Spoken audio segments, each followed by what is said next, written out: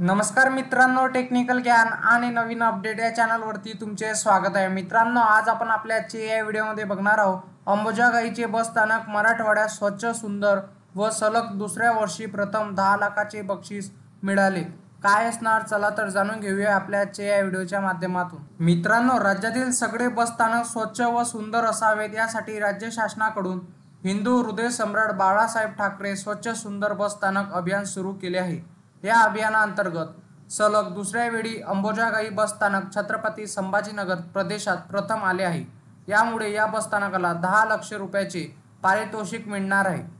मित्रांनो, हिंदू हृदय सम्राट बाळासाहेब ठाकरे स्वच्छ सुंदर बस स्थानक अभियानासाठी राज्य परिवहन महामंडळामध्ये मध्यवर्ती व विभागीय स्तरावर 2 समित्या स्थापन केल्या आहेत। या अभियानातून स्वच्छता आराखडा तयार केला जातो, तसेच यासाठी 100 गुणांपर्यंत मूल्यांकन करून गुण दिले जातात। यामध्ये 76 गुण मिळवत अंबुजागाई बस स्थानक छत्रपती संभाजीनगर प्रदेशातून प्रथम आले आहे।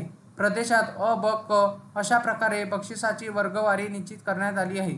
पहिल्या क्रमांकातील बस स्थानकासाठी 10 लाख, तर द्वितीयसाठी 5, तर तृतीयसाठी 2.5 लाख रुपयाचे बक्षीस देण्यात येणार होते।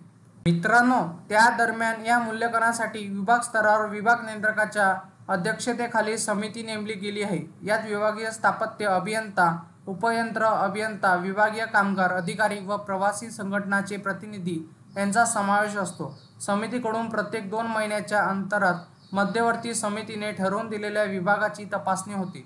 एकूण गुणाच्या 75% पेक्षा जास्त गुण असणाऱ्या बस स्थानकांचा विचार या पुरस्कारासाठी केला जातो। मित्रांनो, मागील वर्षी देखील अंबुजागाई बस स्थानकाचे प्रथम येण्याचा बहुमान नोंदवला आहे। छत्रपती संभाजीनगर प्रदेशातून दोन्ही वर्षी बीड विभागातील बस स्थानकाचा नंबर आला आहे।